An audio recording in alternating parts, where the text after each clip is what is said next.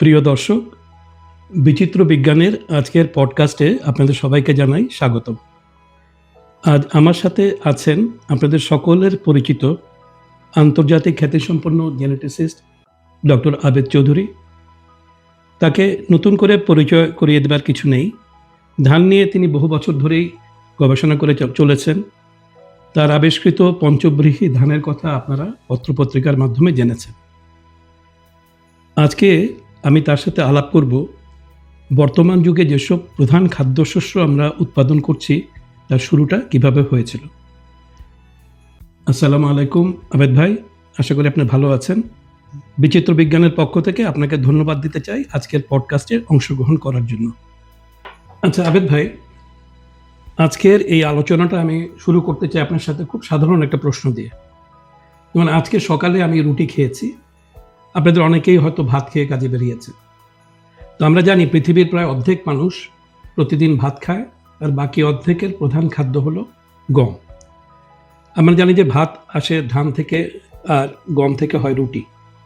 কিন্তু আমরা কি কখনো ভেবে দেখেছি এই যে ধান আর এই গমের শুরুটা কিভাবে হয়েছিল? এগুলো কি পৃথিবীতে শুরু থেকেই ছিল, নাকি মানুষের কোনো ইন্টারভেনশন ছিল এগুলি তৈরি করার ব্যাপারে? এটা একটু আমাদেরকে একটু বুঝিয়ে বলবেন। ধন্যবাদ। এটা অবশ্যই মানুষের ইন্টারভেনশনে আমরা শস্যকে এখন যেভাবে আমাদের কাছে পেয়েছি বা যেভাবে আমরা উৎপাদন করি, এটা তো প্রকৃতি থেকে আসেনি। এটার একটা প্রায়র ফর্ম, এটার একটা আদি রূপ প্রকৃতিতে ছিল। আর এখন যেভাবে আমরা শস্যগুলোকে আমাদের কাছে আছে, এটা মানুষের ইন্টারভেনশনের ফলে এটা আমাদের কাছে এসেছে। এটা প্রকৃতি থেকে আসে নাই। তার মানে আপনি বলতে চাচ্ছেন যে প্রকৃতি দিয়েছে কাঁচামাল আর মানুষ করেছে বাছাই, এবং এই দুয়ে মিলে আমরা এই আধুনিক কৃষি ব্যবস্থাটা তৈরি হয়েছে। অবশ্যই অবশ্যই। তার মানে আজকের যে পর্বটা আমরা যেটা নিয়ে আমরা কথা বলছি, এটা শুধু কৃষির ইতিহাস নয়, এটা মানুষের নিজেরও ইতিহাস। অবশ্যই। কারণ ধান বা গম না থাকলে হয়তো মানব সভ্যতায় গড়ে উঠতো না। এবং দীর্ঘদিন ধরে যে কথাটা আমাদের টেক্সট বুকে বা আমাদের শিক্ষার অংশ না বা পাওয়া উচিত, সেটা হচ্ছে এই শস্যগুলা শস্য হয়ে উঠলো কিভাবে। এবং এটা আমরা যে কনসেপ্টটা আমি এখানে বলতে চাই, যে একটা হিউম্যান প্লান্ট বা হিউম্যান ক্রপ কো-এভলিউশন হয়েছে। মানুষ শস্যকে নিজের ইচ্ছা মতো বাছাই করেছে, এবং শস্য তার প্রতিদানে আমাদেরকে যে নিউট্রিয়েন্ট বা আমাদের স্বাস্থ্যের জন্য, আমাদের বেঁচে থাকার জন্য যে উপাদান দিয়েছে, এটা আমাদেরকে শক্তিশালী করেছে। সো এই এভলিউশনের ধারায়, বিবর্তনের ধারায়, এটা সেই অতি প্রাচীন যুগে, মানে 1 লক্ষ বছর আগে হয়তো কেউ জানে না যে কখন মানুষ শস্যের কাছাকাছি বাছাই করা শুরু করেছে। কেউ এখন জানে না। এটা ডিপ প্রি হিস্ট্রি, তাই না? আমরা তো এই যে ডোমেস্টিকেশনের যে স্টোরিটা আমরা বলি, বা যেটা বাভিলভ বা আমাদের যে বিজ্ঞানীরা যেটা জনপ্রিয় করেছেন, এটা তো 15,000 বছর আগে ফার্টাইল ক্রেসেন্টে, বা 10,000 বছর আগে, 5,000, এরকম একটা সময়। কিন্তু শস্যের আদি রূপ মানুষ বাছাই করে শুরু করছে 1 লক্ষ বছর আগে। হোমোসেপিয়েন্স হয়ে যাওয়ার আগেই যারা নিয়ান্ডারথালস ছিল, তারা তারা তারা কি খেত না? তারা কি খেত? এবং তাদের স্টার্চ, কার্বোহাইড্রেট এগুলো কোথা থেকে আসতো? অনেক রুট টিউবার ছিল। তারপরে মানুষ যখন আধুনিক শস্যগুলোকে পুষ মানানো শুরু করলো, প্রথমেই যেটাকে ফক্সটেইল, যেটাকে আমরা এখন বলি কাউন, শিয়ালের লেজের মতো দেখতে যে ক্রপগুলো, এগুলো অনেকে বলে 30,000 বছর আগে পোষ মানিয়েছিল। আর তার পরবর্তীকালে আপনি যদি বললেন যে দানাদার বড় দানা, যেগুলো আমাদের গম এবং আমাদের ধান, ভুট্টা, এগুলো অনেকে বলে 15,000, 20,000 বছর আগে। কেউ এটা, যেহেতু এটা প্রিহিস্ট্রি, কেউ তার লিখে রাখা নেই, তাই না? যখন ওইটার ধ্বংসাবশেষ পেয়েছে, যদি প্রিজার্ভ থাকতো, তো কার্বন ডেটিং করেছে। এইভাবে আমরা জেনেছি যে একটা সাম্প্রতিক সময়ের ইতিহাস, যে আমি বলবো 20,000 বছর আগের যে সময়টা, এটা অনেকটা সাম্প্রতিক। আর দীর্ঘ যে কো-এভলিউশন করেছে মানুষ, এক টাইপের শস্যকে রেখেছে, ওই শস্যের কারণে সে জীবন ধারণ করতে পেরেছে। এইরকম জিনিস চলছে আমার তো মনে হয় প্রায় 1 লক্ষ বছর আগে থেকে, আমার ধারণা ব্যক্তিগত। কিন্তু যখন পৃথিবীতে মানুষ ছিল না, তারও আগে তো এই হয়তো আমরা যে মডার্ন ধান বা গম যেসব গাছকে চিনি, এগুলো ছিল না, কিন্তু কিছু তো ঘাস জাতীয় উদ্ভিদ ছিল। হ্যাঁ, ঘাস জাতীয় উদ্ভিদ ছিল, ওইগুলার সিড ছিল, এবং মানুষ আসার আগে তো অন্য প্রাণী ছিল, তারাও তো খেত। তারাও কোএভলিউশন, খুব ভালো ডাটা রয়েছে যে কিভাবে টমেটো লাল হয়ে উঠেছে পাখিদের কারণে। একটা পাখি সবচেয়ে লাল টমেটোকে ঠুকরাবে, তাই না? তারপর ওইটা ওইটা এমন হয়েছে যে ওই পাখির পেটে না গেলে ওই বীজটা জার্মিনেট করবে না। এইভাবে বার্ড ক্রপ কোএভলিউশন হয়েছে এবং পাখি সব থেকে সুন্দর, সব থেকে লাল দেখে যে ফ্রুটটা ওইটাকে ঠুকরাইছে এবং তার পেটের মধ্যে যাওয়ার ফলে বীজটা জার্মিনেশনের যোগ্য হয়েছে। অতএব আপনি দেখেন এই যে বার্ড ক্রপ বা বার্ড ফ্রুট কোএভলিউশনের কারণে একটা ক্রপ ক্রমাগত লাল থেকে আরো বেশি লাল হয়ে গেছে, based on the choice of a bird. এটা একটা যন্ত্রের মতো কাজ করেছে। এই যে কোএভলিউশনের দুইটা এজেন্ট লাগে, এটা মানুষের দরকার নেই। একটা প্রাণী, একটা ভক্ষক লাগবে, আর একটা ক্রপ লাগবে, একটা ফ্রুট লাগবে। তারপর তার রুচির উপর আপনি বুঝতেই পারেন এইরকম একটা এক্সপেরিমেন্ট যে অসংখ্য টমেটো রয়েছে, সব থেকে লালটাকে গিয়ে পাখি ঠুকরাবে, এবং তার এই ঠুকরানোর ফলে বীজটা তার পেটে যাবে এবং জার্মিনেট করবে ভালো।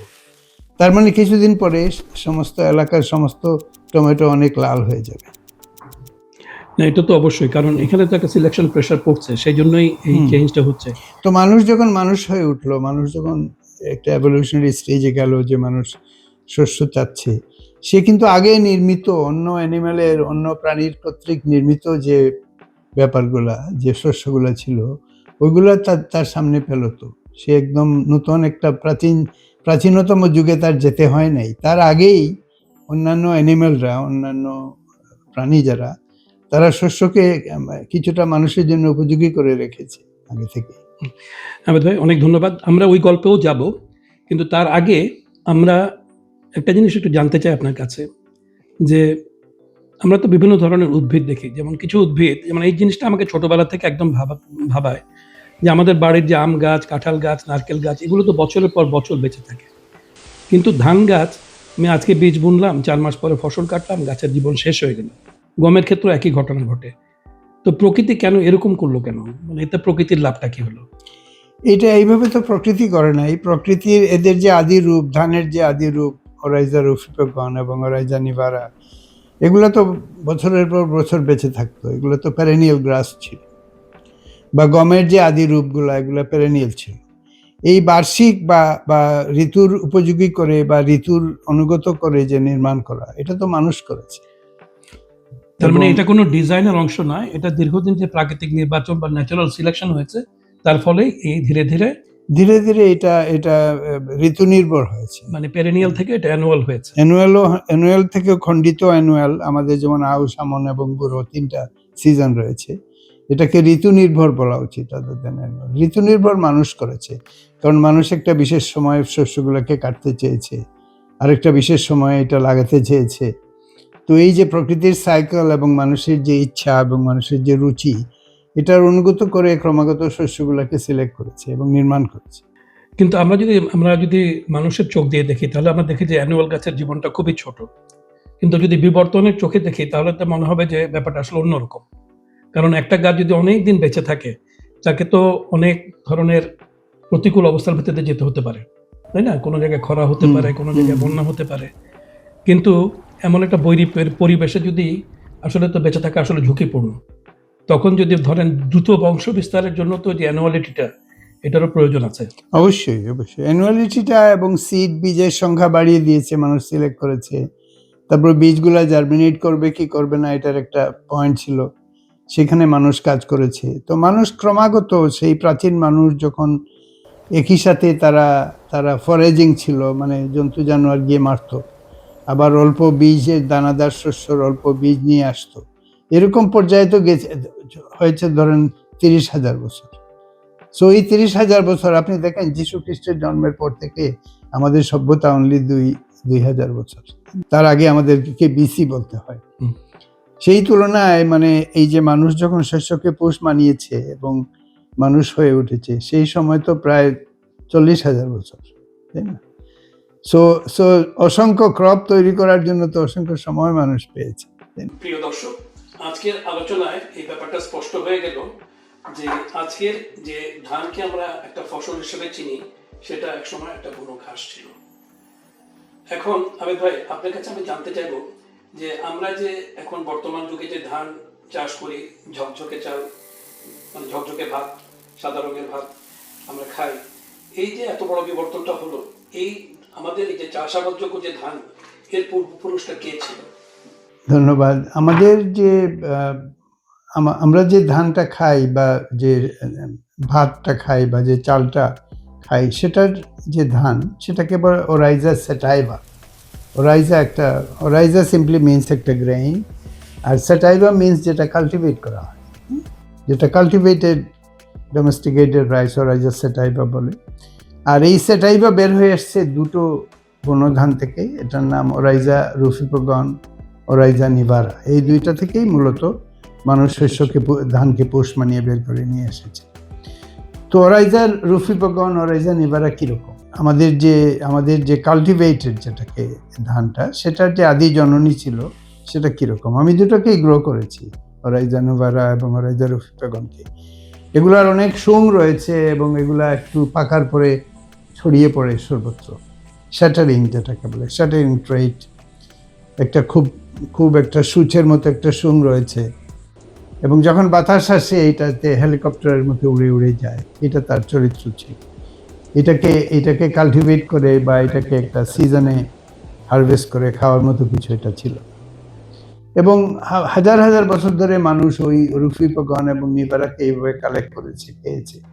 বনে গিয়ে জন্তু জানোয়ারকে শিকার করেছে, আর কালেক্ট করে করে মেয়েরা মূলত এই শস্যগুলোকে কালেক্ট করে বাড়িতে নিয়ে এসেছে। সারাদিনে হয়তো ধরেন 100 গ্রাম পেয়েছে, তারপরে ওইটাকে মর্টার এবং পেসল দিয়ে, হামানদিস্তা দিয়ে গুঁড়ো করে এইভাবে চলেছে ধরেন 10,000 বছর, যেটাকে মানুষের হাইব্রিড লাইফ বলে, যে ফরেজিং, হান্টিং এবং কালেক্টিং, হান্টিং অ্যান্ড ফরেজিং। এরকমই তো মানুষ ছিল, গুহায় যখন মানুষ ছিল সেরকমই ছিল।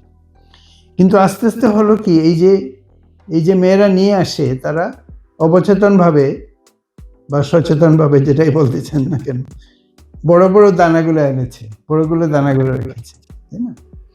এবং আনতে আনতে অনেকে বলে ক্যারি করে গুছাটা যখন আনলো, তখন যা পড়ার তো পড়ে গেল, আর যেটা একটা মিউটেশনের কারণে আর ঝরে পড়ে না, ওইটা থাকলো। তারপর মানুষ এক সময় দেখলো 2-3 হাজার, 10,000, হু নোজ কতদিন এগুলা করার পরে হঠাৎ দেখলো যে গুহার আশেপাশে এগুলা দানাদার শস্যগুলা গজাচ্ছে, এবং এগুলা সেটার করছে না। কারণ সেটার না করার যে একটা সিলেকশন, এটা না বুঝে মানুষ করে ফেলেছে। হ্যাঁ, গুছার মধ্যে যা পড়ার পড়ে গেছে, বাকিগুলা পড়ে নাই। তো তখন হলো কি, গুছা বেঁধে শস্য আছে, ঝরে পড়ছে না, এবং মানুষ সচেতনভাবে সুংগুলা, কম সুং হাতের মধ্যে খুচা লাগে, সুং বাদ দিয়েছে। তো এটার একটা হ্যাবিচুয়েটেড বা এটার এক ধরনের গৃহপালিত একটা রূপ শস্যের, যেটাকে পরে আমরা সেটাইভা বলেছি, হাজার জাতের ধান সেটাইভা। এটা যখন গুহার পাশে দেখা গেল, তখন মানুষ বলল যে এটা তো একটা আধুনিক এগ্রিকালচার হবে। এটা নিয়ে তারা জমি টমি রেডি করলো এবং একটা সিজনে এগুলো যাতে শস্যটা দিয়ে দেয় এইভাবে সিলেক্ট করলো। এক ধরনের কৃষিভিত্তিক সভ্যতার সূচনা হয়ে গেল। এবং এই সময়ে অলসো মেয়েদের ইম্পর্টেন্স কমে গেল, কারণ মেয়েরা এক ধরনের অন্নদাত্রী ছিল, সারা এলাকা ঘুরে ঘুরে তারা শস্যটাকে আহরণ করত। আর ছেলেরা জমির মালিক হয়ে গেল। তারা বলল যে জমি একটা প্রপার্টি, এই জমিতে এই পার্টিকুলার শস্য হবে, এই ভ্যারাইটির একটা নাম দিল, কালো ধান, সাদা ধান, সিলেক্ট করে ধানকে, চালকে আমরা এখন দেখতে পাই আর লাল নাই সাদা। এটা তো মানুষ করলো। এবং এটা হলো চায়নাতে, চায়নার যে ইয়েলো রিভার বা অন্যান্য রিভারের অববাহিকায়, আর আমাদের গঙ্গা ব্রহ্মপুত্র অববাহিকায়, এবং পৃথিবীর অন্যান্য নদীমাতৃক যে এলাকাগুলো ছিল, নদীকে কেন্দ্র করে যে শস্যের জায়গাগুলো ছিল, সেগুলা ধানের একটা কেন্দ্রবিন্দু হয়ে দাঁড়ালো। মেকং ডেল্টাতে হলো, ভিয়েতনামে, এরকম পৃথিবীর অনেক জায়গায়, বার্মাতে হলো, ইরাবতী নদীর পাড়ে। এগুলা এক ধরনের রাইসের ডোমেস্টিকেশনের একটা কেন্দ্রবিন্দু হয়ে দাঁড়ালো। এবং খুব দ্রুত 10-15 হাজার বছর আগেই অসংখ্য ভ্যারাইটি তৈরি হয়ে গেছে, যেগুলোর নাম আমরা এখন জানি। আচ্ছা আবেদ ভাই, এই প্রসঙ্গে আমি একটা কথা আপনাকে একটু জিজ্ঞেস করতে চাই। সেটা হলো, আপনি যে আগে বললেন যে মেয়েরা ধানের গোছা নিয়ে আসতো, এবং এই ধানের গোছা থেকে কিছু ধান ঝরে পড়ে যেত, আবার কিছু ধান মানে গোছায় থাকতো, মানে কিছু শ্যাটার করতো, কিছু নন শ্যাটারিং ছিল। এই যে ধানের যে এই পরিবর্তনটা, এটা কি কোনো মিউটেশনের ফলে হয়েছিল? আর এটার হওয়ার ফলে এটা আমাদের আধুনিক কৃষিতে কি পরিবর্তন এনেছিল? হ্যাঁ, এটা খুব উল্লেখযোগ্য একটা একটা অধ্যায়, এই শ্যাটারিং এবং নন শ্যাটারিং। প্রথমে এটার যে আদি রূপ যেটা ছিল, ধান শ্যাটার করে যেত, কিন্তু কালেকশনের সময় নিয়ে আসতে আসতে যখন গুহায় মানুষ নিয়ে আসলো, আস্তে আস্তে শ্যাটারিং যা করার তো করে যেত। আর কিছু খুব রেয়ার মিউটেশন হলো, যেটা এক ধরনের গ্লু, যেটা লেগে থাকে দানাটা। এটা মানুষ পরে দেখতে পেল যে বাড়ির পাশে যে ধানগুলা গজাচ্ছে এগুলোতে আর শ্যাটারিং হচ্ছে না। এবং এই শ্যাটারিংকে একটা মেজর ডোমেস্টিকেশন জিন বলে। বীজের সাইজ যেটা ধানে দেখা যায় যে একদম তুলসী মালা বলে অতি ক্ষুদ্র একটা দানা রয়েছে, আর একটা রয়েছে বিশাল চাইনিজ হাইব্রিড রাইসগুলো। তো বিরাট একটা সাইজের তফাৎ রয়েছে। তো সিড সাইজ হচ্ছে একটা ডোমেস্টিকেশন ট্রেড, আর শ্যাটারিং হচ্ছে আরেকটা ডোমেস্টিকেশন ট্রেড। এই শ্যাটারিং মাইনাস রাইস যখন মানুষ পেয়ে গেল, তখন এক ধরনের কৃষি বিপ্লব অবধারিত হয়ে উঠলো। কারণ একটা দানাগুলো সব লেগে থাকে একটা গুচ্ছার মধ্যে, এবং একটা বিশেষ সময়ে এটা কেটে মাড়াই করে এটাকে এগুলায় রাখা যায়। এই অবস্থা তো ধানের আগে ছিল না। যখন শ্যাটার করতো, বাতাসে উড়ে যেত, কোনো শস্য ছিল না। সো ধানকে মানুষের উপযোগী শস্য করে তোলার পিছনে যে জিনটা কাজ করলো সেটা হচ্ছে শ্যাটারিং জিন। অনেকে বলে যে এই শ্যাটারিং জিনের কারণে মানুষ গৃহপালিত হয়। মানুষ ধানকে পোষ মানালো না, এই শ্যাটারিং জিনের কারণে ধান মানুষকে পোষ মানালো। মানুষ তারপর থেকে বাড়ি ঘরে থাকা শুরু করলো। এটা তো খুবই ইন্টারেস্টিং একটা একটা গল্প শুনলাম, যে কিভাবে শ্যাটারিং এবং নন শ্যাটারিং, মানে এটা ছোট্ট একটা জিনগত পরিবর্তন হয়েছিল, মিউটেশন হয়েছিল, তার ফলে এত বড় পরিবর্তন এসেছে কৃষিতে। আচ্ছা ভাই, এই প্রসঙ্গে আমি আপনাকে আরেকটা প্রশ্ন করতে চাই। সেটা হলো, আমরা তো এই ধানের গল্প করলাম, আমরা সবসময় যখন ধানের কথা বলি আমরা দু ধরনের ধানের কথা জানি। একটা হলো ইন্ডিকা টাইপ, যেটা আমাদের দেশে আমরা এই ধান চাষ করি, আর জাপানে বা চায়নাতে ওরা এক ধরনের ধান চাষ করে, সেটাকে জাপানিকা টাইপ বলা হয়। এই দুটোর মধ্যে পার্থক্যটা কিভাবে হলো? এটা বিশেষ অনেক জাতের ধান রয়েছে, যেমন ইন্ডিকা, জাপানিকা, আমাদের আউশ, অ্যারোম্যাটিক, অনেকে বলে জাপানিজ। সো 1929 সালের দিকে 28 বা 29 একটা পেপার একজন জাপানিজ রাইটার লিখল, এবং সে বলল যে দুনিয়াতে দুই জাতের ধান রয়েছে, একটা হচ্ছে জাপানিকা আর আরেকটা হচ্ছে নন জাপানিকা, যেটাকে সে ইন্ডিকা বলল। তার মানে ভারত এবং জাপান রাইসকে ডিভাইড করে নিল। এটা এক ধরনের নমেনক্লেচার, ব্র্যান্ডিং শুরু হয়ে গেল। এখনো আমরা বলি যে কোনো ধান জাপানিকা না ইন্ডিকা, কিন্তু আসল ব্যাপার হচ্ছে যে বেশ কয়েকটা জাতের, যেগুলোকে সাবস্পিসিস বলা হয়, তাই না? ওরাইজা হচ্ছে এক ধরনের জিনাসের নাম, এবং সেটাইভা তো বটেই, সেটাইভা ইজ আ স্পিসিস। আর সাবস্পিসিস হচ্ছে ইন্ডিকা, জাপানিকা, জাভানিকা, আউশ, আমাদের যে অ্যারোম্যাটিকগুলো, এগুলোর মধ্যে ডিএনএর মধ্যে অনেক তফাৎ রয়েছে, এগুলোর চরিত্রগত তফাৎ রয়েছে। সিকোয়েন্সিং শুরু হয়ে যাওয়ার পরে, বিশেষ করে কর্নেল ইউনিভার্সিটি থেকে সুজান ম্যাকুচ এগুলোকে সিকোয়েন্সিং করেছেন। আর মোটা দাগে ইন্ডিকা, জাপানিকা, যেটাকে আমরা যারা গবেষণা করি ধান নিয়ে, আমরা জানি যে নিপন বারে বলে একটা ভ্যারাইটি রয়েছে, বা টাইচুং বলে আরেকটা ভ্যারাইটি রয়েছে। এগুলা তাইওয়ানে অনেক স্টাডি করা হয়েছে ঐতিহাসিকভাবে, জাপানে করা হয়েছে। জাপানিজ সুশি রাইস রয়েছে, এগুলো সব জাপানিকা। কিন্তু আমার মাঠে, আমি যেহেতু অনেকদিন ধরে ধান চাষ করি, আমি দেখি যে আমাদের গ্রামের মাঠে, বাংলাদেশের পরিবেশে ইন্ডিকা, জাপানিকা দুটোই খুব ভালো হয়। কিন্তু আধুনিক গবেষণায় নিপন বারে একটা যারা অনেকে স্টাডি করেছে, আবার অনেকে IR64 ইরি আসার পরে IR64 একটা উল্লেখযোগ্য ধান। আর আমাদের বাংলাদেশি ভ্যারাইটি আউশের একটা ল্যান্ডমার্ক ভ্যারাইটি হলো কাসালত, যেটা অনেক ব্যবহার করা হয়। এবং জাপানিরা গবেষণায় আসার পর তাদের কশিহিকারি, আর একটা জাপানিকা কশিহিকারি, যেটা অলমোস্ট স্ট্যাপল ফুড জাপানে, একটু স্টিকি রাইস, সেটা রয়েছে। তো এইভাবে কতগুলো স্তম্ভ বলতে পারেন, অনেকগুলো ভ্যারাইটাল রূপ রয়েছে ধানের বর্তমান সময়ে। হ্যাঁ, ধন্যবাদ আবেদ ভাই। আপনার কাছে ধানের গল্প শুনলাম। তো এর ভিতরে শুধু আমি তো এখন চাল দেখছি না, আমি দেখছি হাজার বছরের মানুষের ইতিহাস, কৃষকের পরিশ্রম আর বিবর্তনের গল্প। আচ্ছা আবেদ ভাই, আমরা তো ধানের গল্প শুনলাম, এখন আপনি যদি আমাদেরকে একটু বলতেন যে গমের গাছ, বা যে গম আমরা এখন চাষ করি, সেই গমটা আমরা কিভাবে পেলাম? এটা কি এভাবেই ছিল প্রকৃতিতে, নাকি এর মধ্যে বিভিন্ন ধরনের সিলেকশন বা কোনো ধরনের হাইব্রিডাইজেশন হয়েছে? হ্যাঁ, গমের কাহিনীটা আরেকটু আরো বেশি ইন্টারেস্টিং, কারণ তিনটা ধানটা কিন্তু একটা ডিপ্লয়েড, আমরা যেটাকে বলি যে দুইটা সেট অফ ক্রোমোসোম রয়েছে, আর গমটা হেক্সাপ্লয়েড, মানে ধানের মতো আরো তিনটা, যেটাকে আইনকর্ন বা অনেক অনেক ট্রিটিকাম মনোকোকাম বলা হয়, আরেকটা বলে গোটস গ্রাস। এইভাবে এ এ জিনোম, বিবি জিনোম এবং ডিডি জিনোমের তিনটা ডিপ্লয়েড ছিল, এবং এই তিনটা ডিপ্লয়েড দুইটা স্টেজে, প্রথমে টেট্রাপ্লয়েড হয়েছে, হয়ে এটাকে অস্ট্রেলিয়াতে রয়েছে ডুরাম হুইট বলি টেট্রাপ্লয়েড, আর তারপরে হয়েছে হেক্সাপ্লয়েড।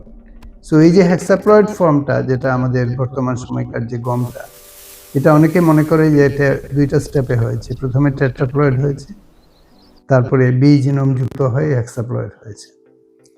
1000 বছর লেগেছে এটা হতে, এবং এইটা কি কেউ সিলেক্ট করেছে একটার সাথে আরেকটা ক্রস করতে গিয়ে সিলেক্ট করেছে, নাকি স্পন্টেনিয়াসলি হয়েছে? আমি ব্যক্তিগতভাবে মনে করি যে মানুষ ধানের রিপ্রোডাক্টিভ বায়োলজি, ধানের বা এই শস্যগুলোর ব্রিডিং অনেক আগে থেকেই করছে, এবং আমার মনে হয় যে খুব সচেতনভাবে মানুষ এটা করেছে এবং এটাকে সিলেক্ট করেছে। এটা সহজ না এই পুরো জিনিসটা করা, র্যান্ডমলি যে একটা হেক্সাপ্লয়েড হয়ে যাবে, এটা খুব আজব লাগে আমার কাছে।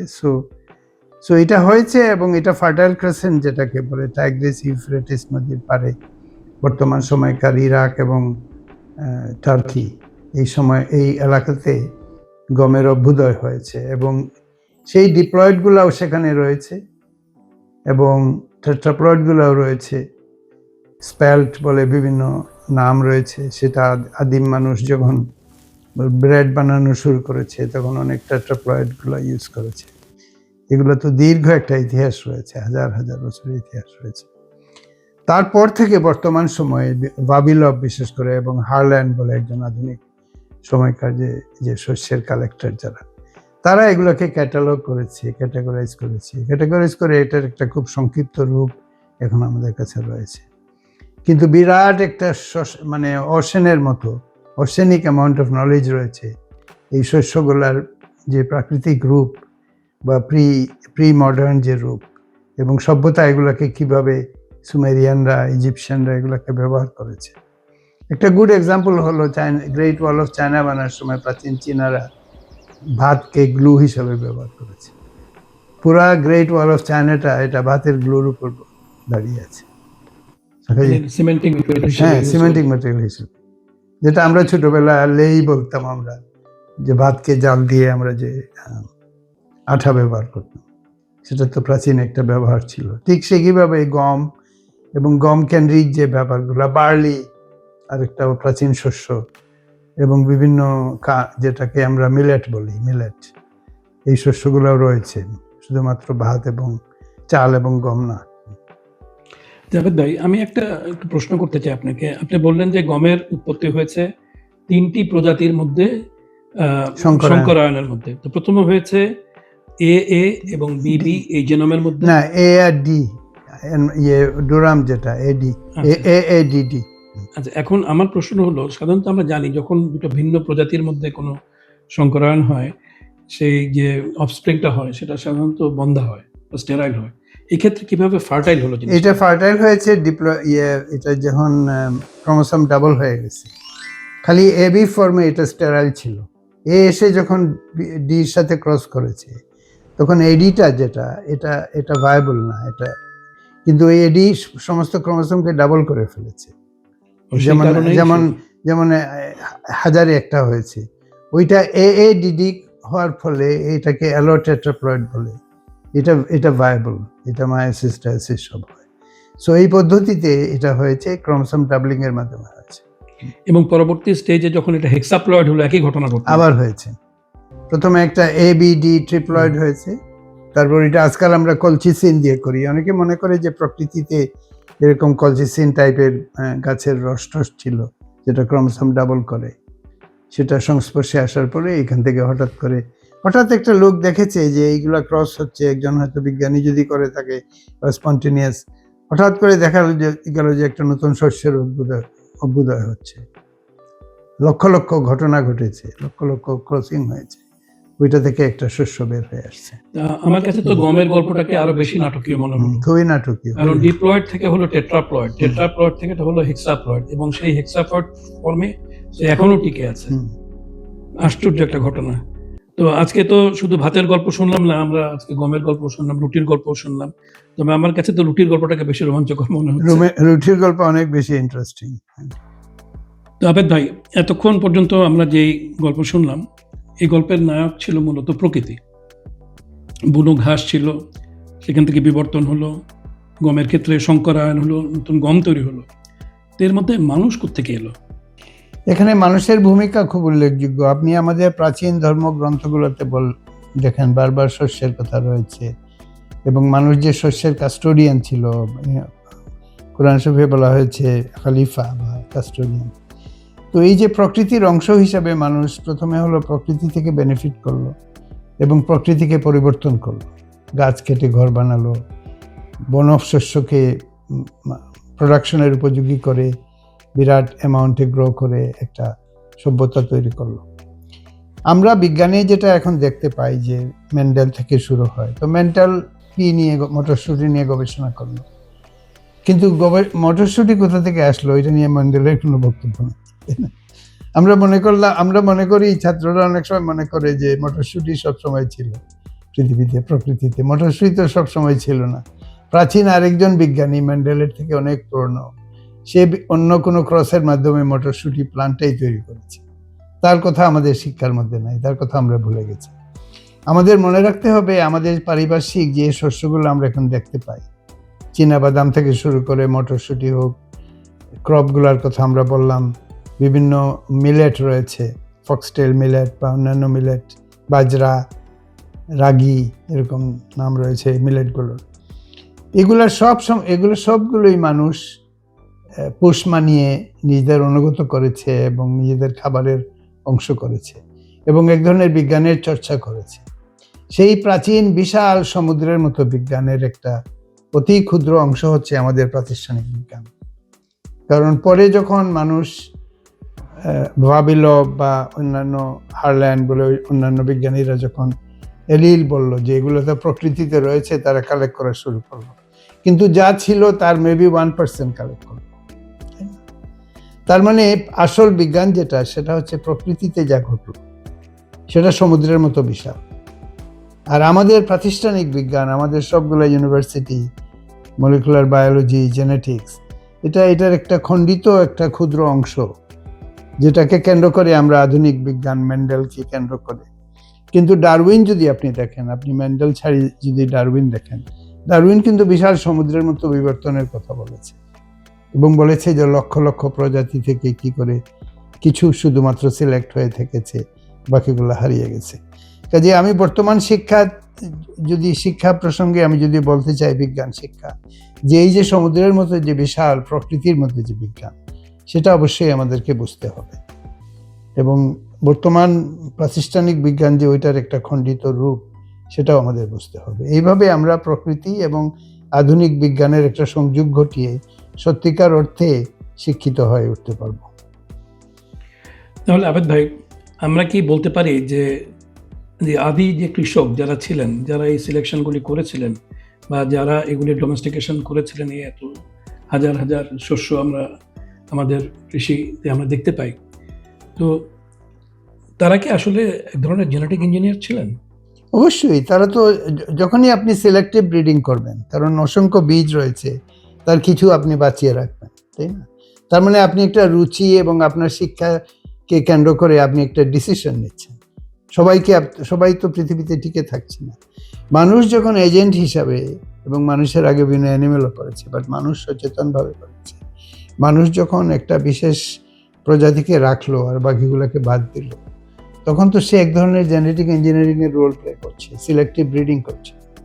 কিন্তু এটা তারা করেছে, মানে তারা তো জিন সম্বন্ধে কিছু জানতো না, বা ডিএনএ কি জিনিস সেটাও তারা জানতো না, কিন্তু তারা একেবারে বই না পড়েই মাঠে দাঁড়িয়ে এই বিজ্ঞানটা করেছে।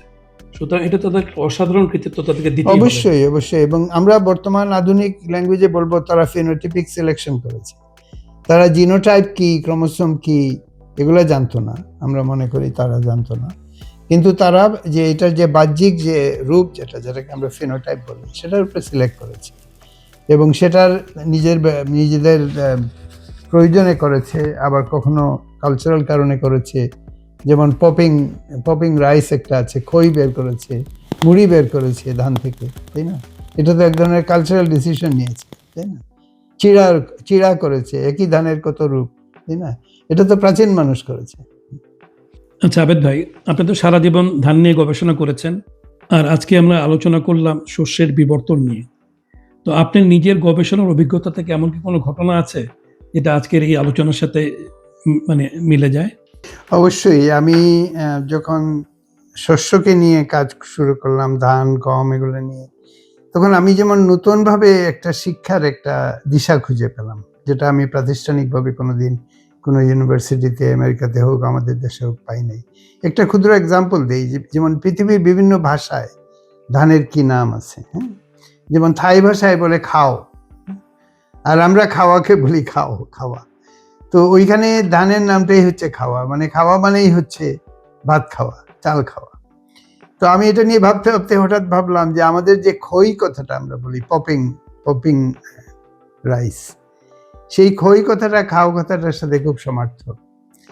এবং আমি একটা সিচুয়েশন ইমাজিন করলাম যে প্রাচীন মানুষ একটা শীতের রাতে ছিল, অনেক খড় ছিল, আমি গ্রামের বাড়িতে যেটা দেখেছি, হঠাৎ করে ধানটা একদম এক্সপ্লোড করে, পপ আপ করে, এবং আমরা এটাকে বলি খই, হ্যাঁ?